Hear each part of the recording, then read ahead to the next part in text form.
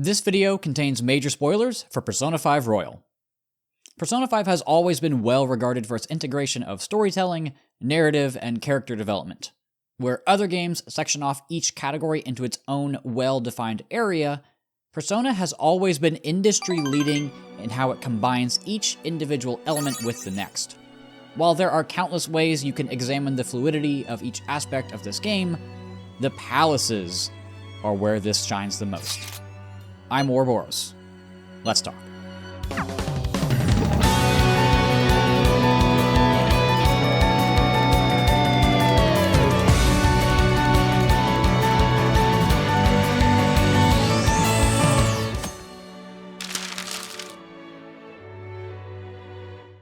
Let's just go through each palace and talk about how Atlus incorporates storytelling into these longer gameplay sections, shall we? Kamoshida's palace probably has the most story-related moments of any of the palaces.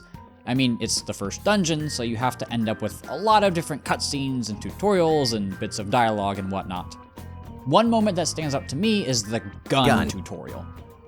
Guns were overhauled in Royal, and the way they explain that change actually makes a lot of sense. You don't magically end up with a full magazine each time you fire the weapon, but rather, you go into combat fully loaded because that's what an enemy expects. No one goes into combat with empty clips, and the Shadow's cognition fills in the rest. That goes along with how the Phantom Thieves acquire their weapons anyway. They become real in the metaverse because they look so real. That's just one section, but there are others like looking for the correct books to fit into the slots in the library to gain access to this hidden, depraved room, which I really shouldn't need to explain the obvious connections. But moving on to Madarame, the big one that probably jumps out the most to people is the emphasis on paintings within his palace. His former pupils line the walls as products rather than cognitive beings, and you jump through various paintings to progress through the palace. The guessing game with the Sayuri paintings is interesting though. It's a spot the fake game where you try to pick out the real Sayuri with massive air quotes. If you get it wrong, you end up ambushed by enemies. It's pretty easy, but something you probably won't realize unless you get to this section on a repeat playthrough is that none of these are actually the real version of the painting. They're all Madarame's altered copy of it. You don't get to see the real one until after stealing his treasure. You can view this one of two ways. The first is simpler. Atlus just wanted to save that revelation for after the palace. The second is the, I'm gonna hyper-analyze and probably look way too hard into this kind of take. It could be that Madarame's desires have become so distorted that he doesn't even view the original painting as the real version anymore. His edits are the real painting to him. That might be a bit of a stretch, but it's something that I've thought about. Next up is Kaneshiro, and let's be honest, this one is pretty barren. We don't know much about him. He's kind of a lame palace ruler, and there's not a ton in his palace that you can really extrapolate from. For me, the only thing that comes to mind are the doors that you can bribe your way through. In Kaneshiro's mind, money is the shortcut to power, and that is reflected here. You are still more than capable of making your way through this palace without interacting with any of these doors, and I'm pretty sure you can just open them from the back once you reach them. It's less about money being the key to open the lock, but rather a way to bypass it. With Futaba, one of my favorite moments in her palace actually comes after sending the calling card. You gain access to a completely new area, which is something that doesn't really happen with the other palaces. It's this bizarre room with floating platforms and enemies and all of these cool code/hieroglyphic markings all over it. In Royal, you're able to zip from platform to platform using the new grappling hook, almost like jumping from idea to idea. If we think about the palaces as infiltrating someone's mind, it makes sense. Futaba is, well, quite the character, let's just say.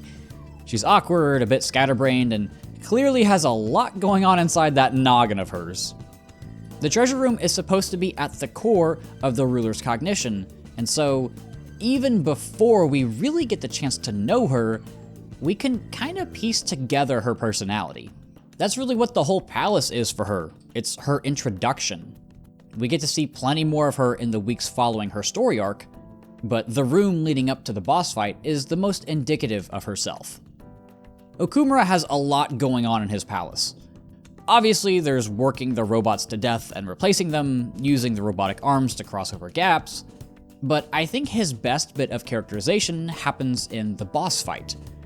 Hopefully that didn't trigger any PTSD in you guys. Yes, I don't like the fight either, but hear me out. He throws wave after wave after wave of enemies at you, all while the timer counts down to his eventual escape. These are all his workers that he's sacrificing to further elevate himself. Then he throws his own daughter at you, and she even transforms into another robot. Haru makes note of this. I know you all probably know this, but that's all she is to him, disposable. And after suffering through this miserable gauntlet of random enemies, you basically one-shot him. He's been hiding behind his minions when, in reality, he's really just a lesser version of those whom he views as beneath him. Getting into the palace was the best theme in the game. Sai is pretty obvious with how you have to rig the already rigged games in order to beat her, but there's something about this that's ironic. The Phantom Thieves, a group operating outside of the law, have to rig games against a prosecutor, someone trying to uphold the law. It really is a cruel twist of fate that the woman who's supposed to be protecting you is setting you up for failure. And the only way to achieve real justice is to rig the game in your favor.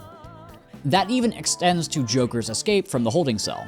The only way to survive is to rig the game against the Justice Confidant. Shido's palace has a lot of imagery throughout that exposes his inner psyche. From the flooded remains of Japan representing his belief of sacrificing the many for the few, to the masks the guests wear to hide their inner desires, to the bosses you fight along the way that expose the depths of his corruption. But I think, similar to Okumura, his boss fight pinpoints exactly who he is. The first few phases are when he uses the masses to attack you. While the forms change, they still do the dirty work for him. He always uses others as the first line of defense. He uses others to work his way to the top, and he uses Akechi to help him as well. It's not until you mow through his underlings does he finally fight you, lamenting that the people are useless. He does this until it's just you and him. It's a battle 8 months in the making. The two of you started this journey, and by God, the two of you will end it. On an even ground, however. Now, I wasn't sure whether or not to include mementos as a part of this video, but I figured I might as well since I was doing every other palace. As you ascend the stairs of the Cliffoth world, you fight a series of mini-bosses. Uriel, Raphael, Gabriel, and Michael, the 4 main archangels in Abrahamic religions. Not only are these very powerful personas and potentially tricky mini-bosses in the game, but they are representative of your journey to face Yaldabaoth, the god of control. At this point, he really is the god of the world, and only you, with the help of Satan Isle, the original rebel, can overthrow him and return free will to humanity. But enough about that. Maruki's palace is widely regarded as one of, if not the best palace in the game. Let's talk about the color puzzle and how that relates to Maruki's inner psyche. No, I really have no idea why that puzzle is in here. It's cool though. Nah, the best merger of storytelling and gameplay is probably a pretty obvious one, but it's the psychological evaluation section. I love this because A, we get to learn about Maruki's ideals more, and B, it further tests your resolve. If you find yourself agreeing with some of the Maruki answers, then you are probably more likely to side with his reality. On the other hand, if you struggle to understand his viewpoint here, it will further your resolve to fight against him. It can actually get a little tough towards the end with the slew of answers you're presented with, and I remember actually getting one of them wrong in my first playthrough. You're forced to fight an enemy, which isn't all that challenging, but I love that you have to gather opinions from different people and then come to a collective conclusion with your teammates. Open discussion with your allies is something that I feel is really underutilized in games, so I really enjoyed this part of the palace. This is a video I've been wanting to make for a while now, but wasn't sure how to tackle it given the immense amount of stuff I could talk about. Persona 5 really does an amazing job of merging everything together. Confidant abilities give you an edge in the metaverse, your palace trips advance the plot, fulfilling Mementos requests unlock new Confidant levels and reward you with gear, and of course, the palaces show us the inner workings of various characters through explicit and implicit gameplay additions.